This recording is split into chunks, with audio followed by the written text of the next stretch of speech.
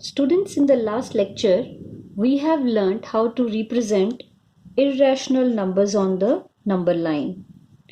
And I just want to share one more way, which is a bit easier. Let's say if I have to represent root 10 on the number line.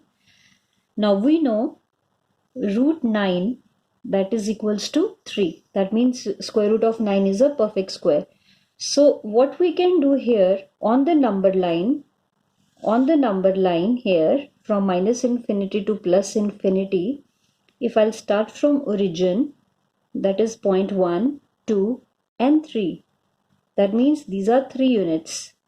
If I start from here, that means the perpendicular which will be drawn here, and if I construct further 90 degree and then cut it out 1 unit, then joining this will be 3 square plus 1, so this will be square root of 10. So this is far more easier than we have done the spiral method. So you can try this method as well. Let us see. I will just try to do the construction here. So what we can do, I can draw a line first of all. Let's say line is drawn from plus infinity to minus infinity. Okay. Now if I start 0 from here, this will be 0. I'm taking 1 unit is equals to 2 centimeters, so that my construction will be more clear. Okay, this will be 6, this will be 1, 2 and this is 3. Okay, so this is origin, this is 1, 2 and this point will be 3. I name this point where 0 is there as point A, and where 3 is there, I take this point as B. Now I will be constructing 90 degree here. Okay, 90 degree, that means I will be constructing this way, drawing an arc here, keeping the needle here, I'll cut it out. Now keeping the needle here, I'll cut this out again. I'm constructing 90 degree here. So with the help of compass, okay, let's say I will be joining this. Okay, now this is 3 units, which is equals to 6 centimeter, as 1 unit is equals to 2 centimeter. Now I'll open my compass and I cut it out as 1 unit, because 1 unit is equals to 2 centimeter. So I'm measuring the distance here and keep the needle here. I'll cut it out and I will name this point as C. This is 1 unit. Now with the help of scale, I will join A and C point. When I join point A and C, okay, now as AB, this is a right angled triangle, in right angled triangle ABC, using Pythagoras theorem, AC square will be equal to AB square plus BC square. Okay, so AC square means, now AB here is 3 units and plus this is 1 unit, 1 square. So AC square will be equal to 9 plus 1. AC square is equals to 10, and I can write AC as square root of 10. So this is nothing but square root of 10. So this is how you can easily represent square root of 10. Now we will continue with next topic. First of all, let's discuss the number system chart here. I have real numbers, and real numbers, they are further classified into rationals and irrational numbers. Rational numbers, they are further classified into integers and non-integral rationals. Non-integral rationals can be fractions or decimals. Integers will be further subdivided into negative integers. I can have 0 there, and positive integers. Positive integers, that means I can call them as natural numbers. And if I include 0 and positive integers, I will get whole numbers. And further, whole numbers, I can classify them as odd numbers, even numbers, and composite numbers. And then positive integers, they are further differentiated as prime numbers. Now next is, what are real numbers? Let us discuss. A given number x, let's say x is the given number here, is said to be a real number only if x square is greater than or equal to 0. So we have to keep this condition in our mind. Real numbers, we can classify them as natural numbers, whole numbers, integers, and fractions. Few things to be kept in mind, that all rational numbers are real numbers. That means they lie on the number line as well. And all irrational numbers are real numbers as well. So both rational and irrational, they come under the category of real numbers. Now comes surds. If I say a be a rational number and n be a positive integer such that nth power of a is irrational, where nth power of a is called as either surd or I can call it as radical. Few examples to be discussed here, like square root of 5, cube root of 6, and fifth root of 9. Okay, but if it is there cube root of 8 means I'm writing 8 means I'm writing triplet of 2, and because triplets are there, this is equals to 2. So cube root of 8 is not a irrational number. Now square root of 25, this will be written as square root of 5 into 5. Duplet is there, so this is also a rational number. Okay, now nth root of a is surd only if a is rational number and nth root of a is irrational.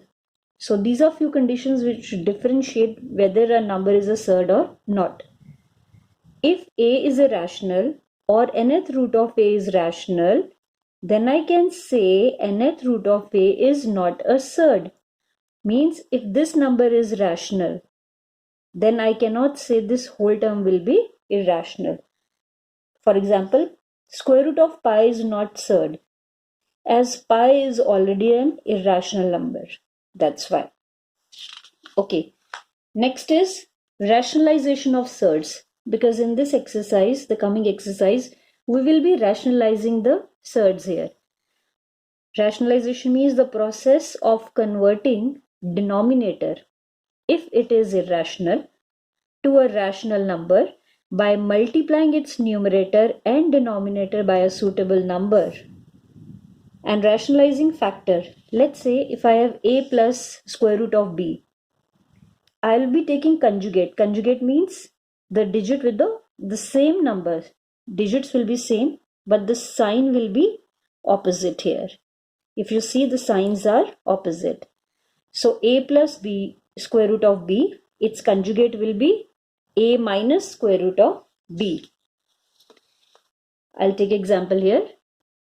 3 plus square root of 2. Let's say I have this number. Then 3 minus square root of 2 is its rationalizing factor. So in this exercise, we will be learning how to find the rationalizing factor. For example, simplify 4 upon square root of 5 by rationalizing the denominator.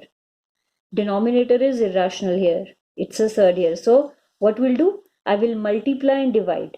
As we have discussed how to find the rationalizing factor, how to rationalize the given surd, we multiply and divide with its rationalizing factor. So because rationalizing factor of root 5 is root 5, I'll multiply. It doesn't matter whether we are getting an irrational number in the numerator. We are talking about denominator here. As denominator is rationalized, that means it is simplified.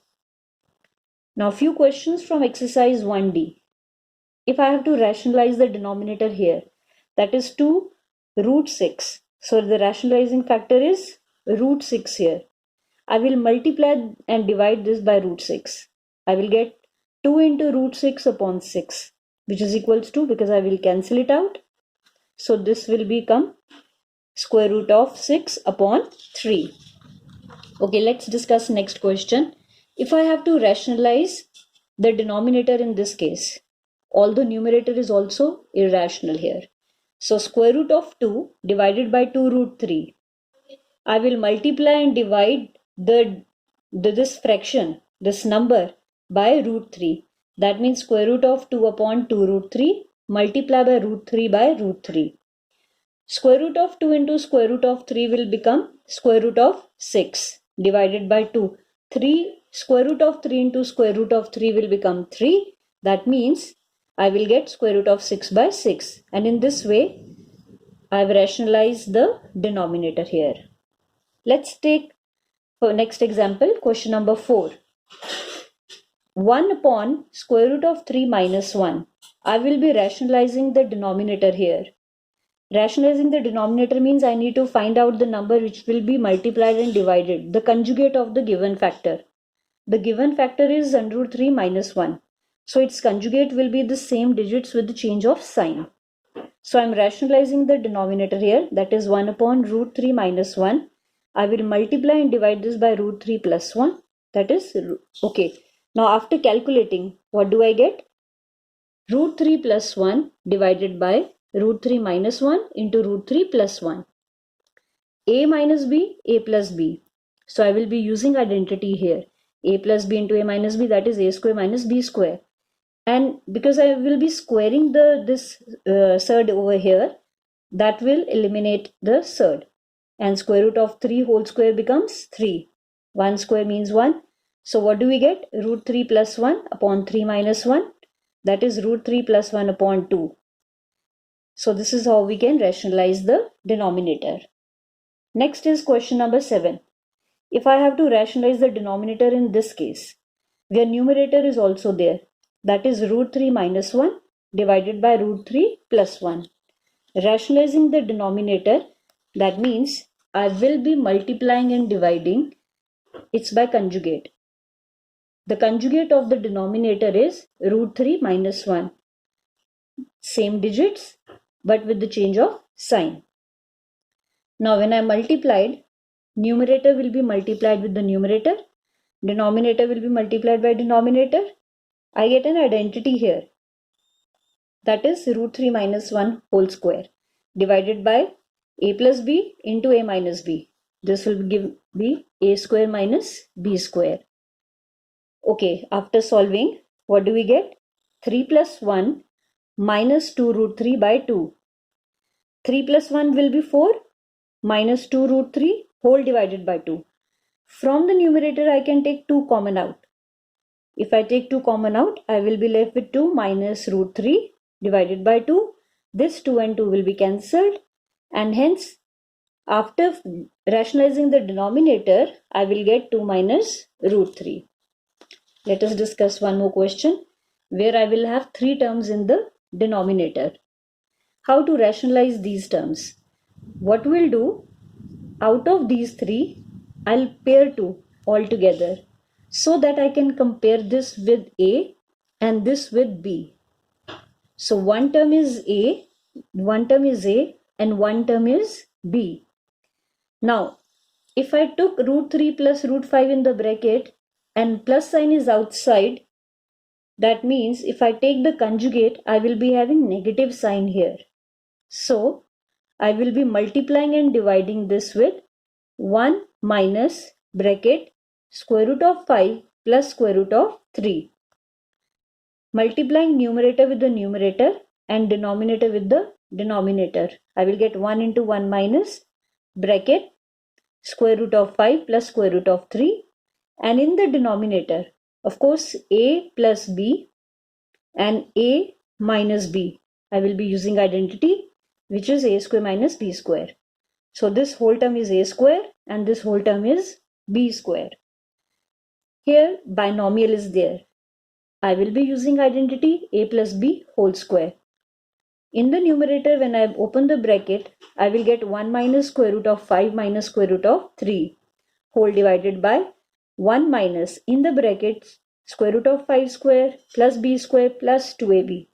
When I simplify, I will get 1 minus square root of 5 minus square root of 3 divided by 1 minus 8 minus 2 root 15.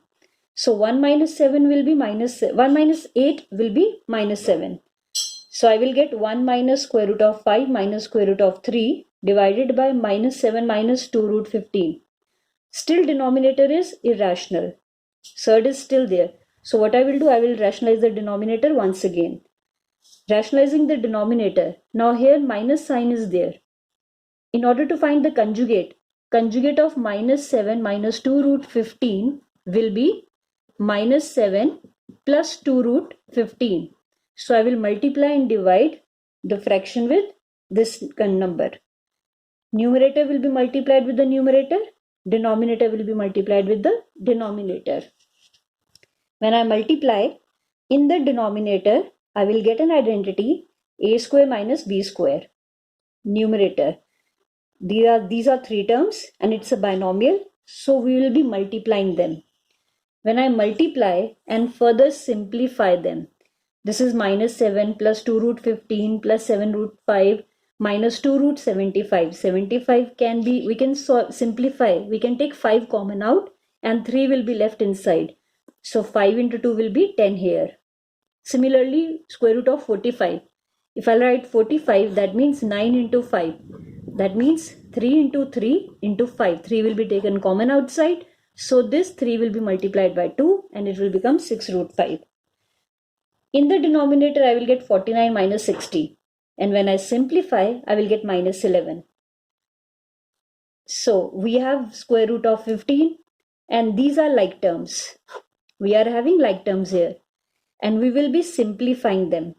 That is minus 7 plus 2 root 15 plus 7 root 5 minus 6 root 5 will be 1 root 5, or we can write square root of 5 minus 10 root 3 plus 7 root 3. That can be written as minus 3 root 3 and minus 11 will be in the denominator.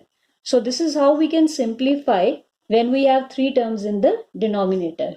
Now students, kindly try a question number 3, question number 5, question number 6, question number 8, question number 9 and question number 11 from exercise 1D. Thank you.